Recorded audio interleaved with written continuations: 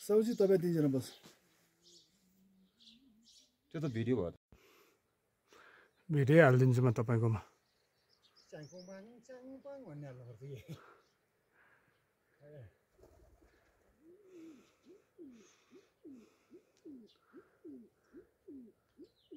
ल जाउँ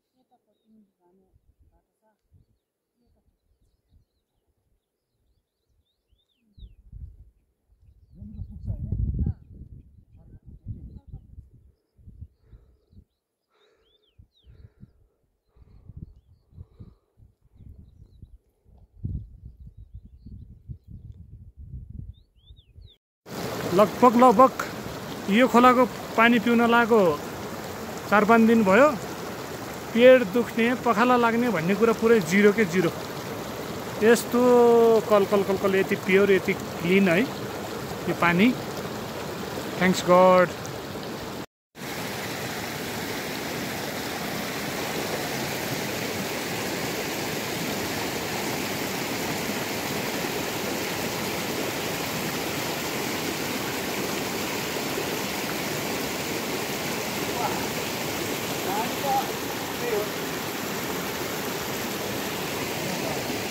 यो हाम्रो धोतरापदेखि छर्काभोट जाने बिचको पैदल यात्राको बाटो है गाइज अहिले चाहिँ यहाँ उ छैन के अरे उताबाट ट्र्याक्टरहरू पाउँदो रहेछ कहिलेकाहीँ सधैँ रेगुलर पाउँदो रहेछ अनि योबाट चाहिँ हिँडेर एकदम रमाइलो मजाको लाग्यो खोलखोलै माथि त्यसपछि माथि पहाड चढेर उतापट्टि तल झर्नुपर्ने सुक्खा हो त यो सुक्खाको सुक्खा हेत पुरै सुक्खा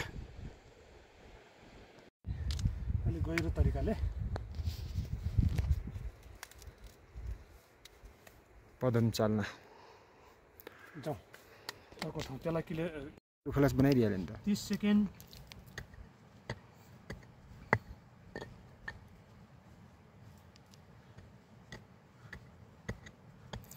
प्रकृति प्रेमी प्रकाश बिएम अहिले पुरै कसिनु भएको छ तर यो 5 केजीसम्मको छ कि भन्ने अनुमानित छ है यो यस्तो उपयोगी ऊ रहेछ नि त यो फेरि अब हरेक चिजमा काम लाग्ने क्या यस त्यो विषयमा मलाई त्यति जानकारी छैन तर पोलियोको घाउहरूमा त्यसपछि त पोलियोकोमा त्यसपछि तपाईँको अनुहारतिर हुन्छ नि दागहरू भएको छ नि भने त्यसलाई चाहिँ तट त्यसको लेप लगाएर लगायो भने तपाईँको अनुहार चाहिँ लेप जस्तो लगाउनु पर्यो चट हाल्ने स्किनमा चमकता पनि देखिहाल्यो नै थुप्रो छ अझै यहाँ भनिसाध्यै छैन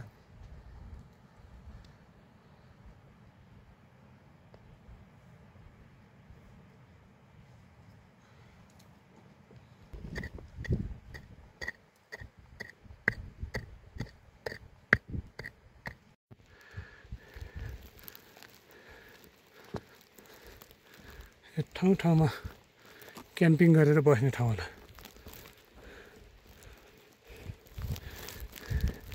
ओहो आलु छ त यार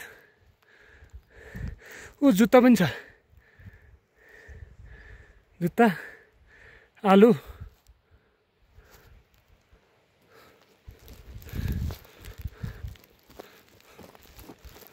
हाम्रो मिजुलाई आलु बोकेर जाने कि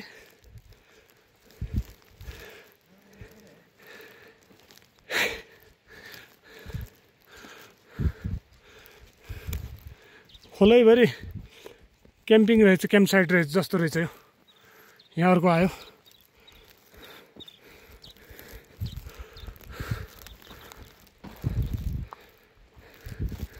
ए त्यो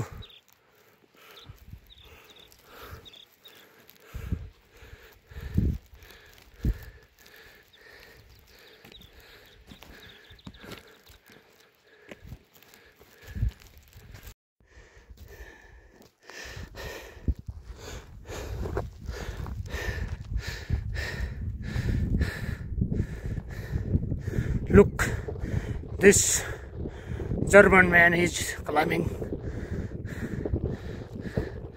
He feels very happy.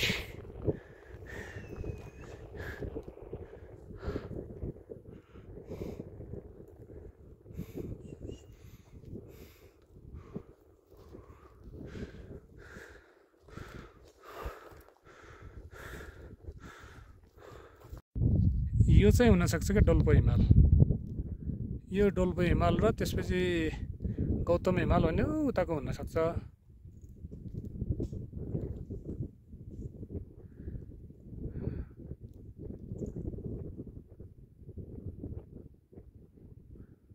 त्यो चुचुरो चाहिँ हुन सक्छ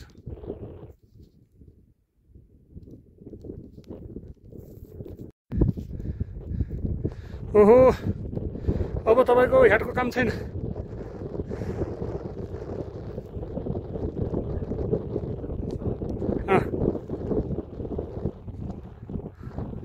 हावा लाग्न सुरु भयो है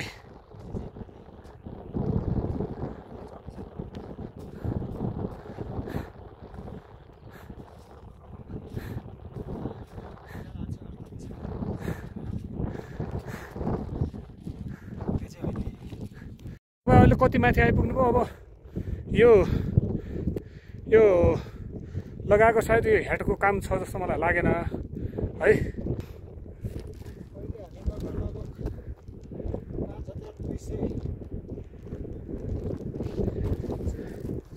कति रे 5200 को हारारी भनेपछि हेड चाहिँ अब यो हेड उडायो भने फेरि छोप्नु सकिएला कतै भन्ने चान्सै छैन है हो यस्तो छ अझै माथि छ हाम्रो त यसरी भन्न सक्छौँ कि यहाँ अक्सिजनको कमी पनि कसरी नपरोस् क्या किन नपरोस् कतै छैन त रुख बिरुवा भन्ने चिज लौ पुरै मरुभूमि जस्तै खोइ काहीँ पनि छैन ल हामी हिँड्नुपर्ने बाटो पनि त्यही हो पारी कहीँ छैन ल कहीँ पाइएन अक्सिजन ए अक्सिजन त पाइराखेको छ बोट बिरुवा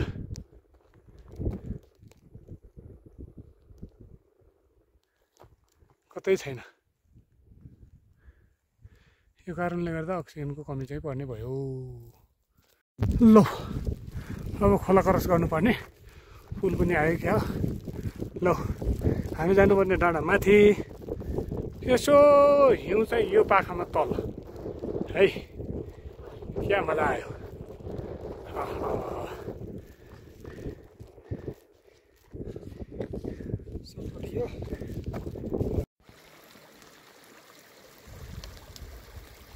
चिसो ठाउँमा भयो सबै आयो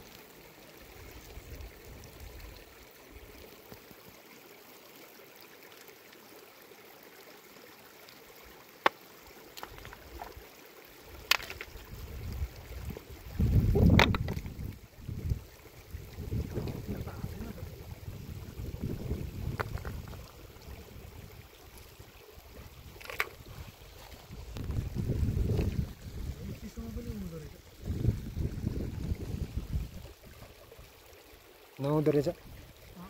तलतिर गएको त सड्यो त। खोलामा कहाँ होला? हजुरआमाको याद दिलाउनु भयो हाम्रो माउन्ट भ्यू होटलको साउन्डले। ट्याक्क बिहान हामी नउठ्दै ट्याक्क भोलि यिनीहरू जाँदैछन् भनेर हाम्रो धोदेखि यता छर्का भोटसम्मको यात्रामा ट्याक्क साउनीले यस्तो मजासँग कुकिङ गरेर है यो हाम्रो लागि ब्रेकफास्टमा पनि यही बनाउनु भएको थियो। अनि लन्चमा पनि भने के भन्नुभयो भने तपाईँलाई चाहिँ यो कुराले चाहिँ एकदम फाइदा गर्छ, यस्तो झिमेर धेरै थकान भएको अवस्थामा भनेर चाहिँ यो गरिदिनु भयो। मलाई यो कुराले धेरै वर्ष मेरो हजुरआमाको चाहिँ याद दिलायो क्या, यसले धेरै याद गरेँ मैले।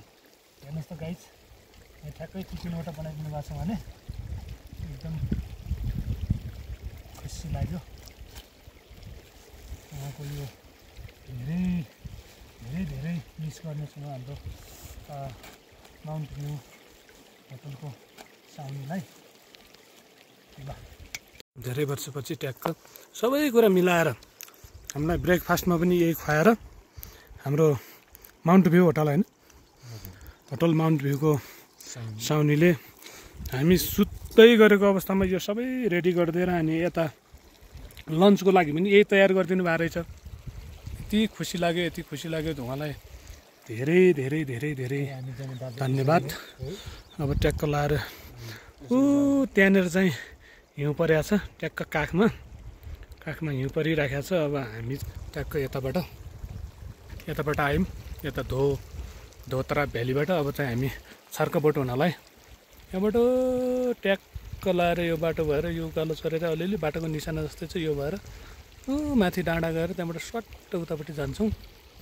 होटल माउन्ट भ्यूको त्यो साउनीको यो हाम्रो लागि बनाइदिएको यो ब्रेकफास्टमा पनि यही, लन्चमा पनि यही थियो। अनि यसले चाहिँ मेरो हजुरआमाको याद दिलायो, धेरै हजुरआमाको याद दिलायो। अहिले पनि त्यो संस्कार, त्यो कल्चर मरेको छैन है। तपाईँ केही भन्न चाहनुहुन्छ कि के छ? म चाहिँ के मात्रै भन्न चाहन्छु, एउटा कुरा मात्र, होटल माउन्ट भ्यूको साउनीको छोरी छ कि छैन भनेर सोध्न चाहन्छु। किन भन्दाखेरि यदि छ भने त्यो संस्कार, त्यो कल्चर हामीलाई चाहिएको छ। फेरि आफै प्रयास गर्ला भन्ने मान्छेले सोचेर नि बुहारी बनाउनु खोज्यो। गुड हो। त्यो भएर यस्तो कल्चर सिकेको मान्छे, त्यस्ता मान्छेको पनि अवश्य त्यस्तै होला। कसो होला तिनीहरूको नामै ल्याउनु हुन्न यार, झ्याउ हुन्छ। हामीले अनि यतिखेर अब सम्झिरहेको छ धेरैलाई।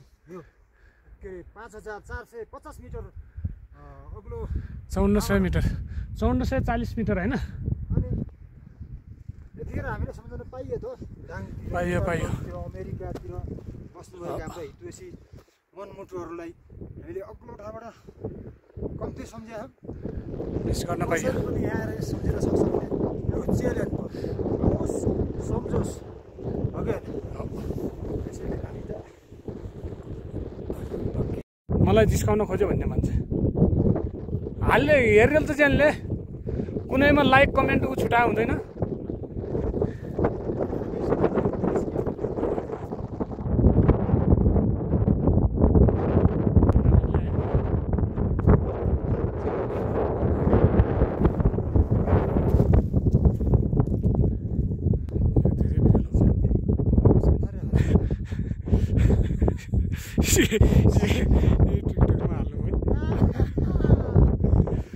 बनाउँदैन के साह्रै उ छ त यार।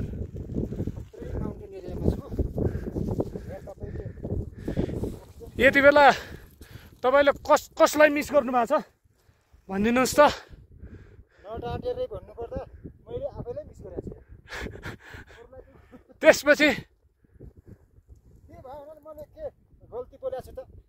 छैन मैले आफैलाई माया गर्ने रहेछु भन्ने कुरा बुझ्यो। ए हाम्रो दौतरीहरू कसैलाई मिस गर्नु भएको छ र?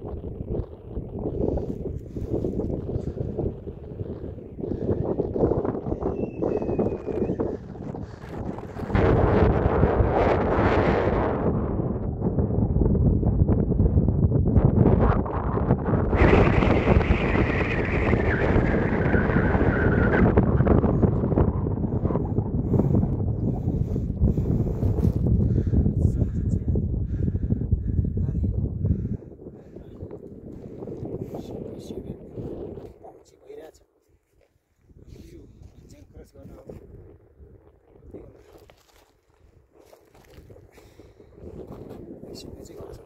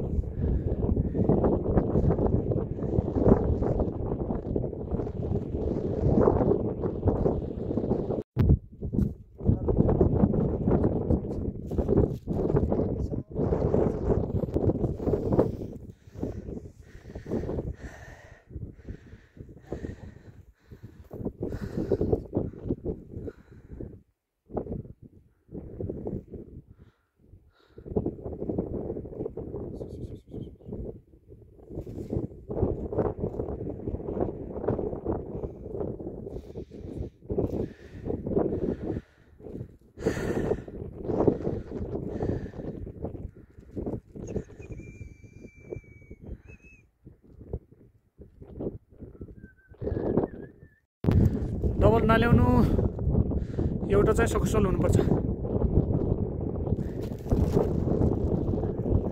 मलाई चाहिँ यति बेला लेक लागेर भेनाले 2टा ब्याग बोकिराख्नु भएको छ ख्याल गर्नुपर्छ गाइज हामीहरू माथिदेखि लेक काट्न नसकेर फिर्ता भयौँ जिन्दगीको यो साह्रै अवसरमा मैले नसकेर भेनाले मेरो ब्यागको सबै सामान ल्याउँदै हुनुहुन्छ हामीले हारेर आएको पहाड हामीले जित्न नसकेको पहाडी सरी एकदम सकेनौँ हामीले हार्यौँ तर जीवन ठुलो कुरा जीवन त बाँकी छ नि होइन र छ र है त्यति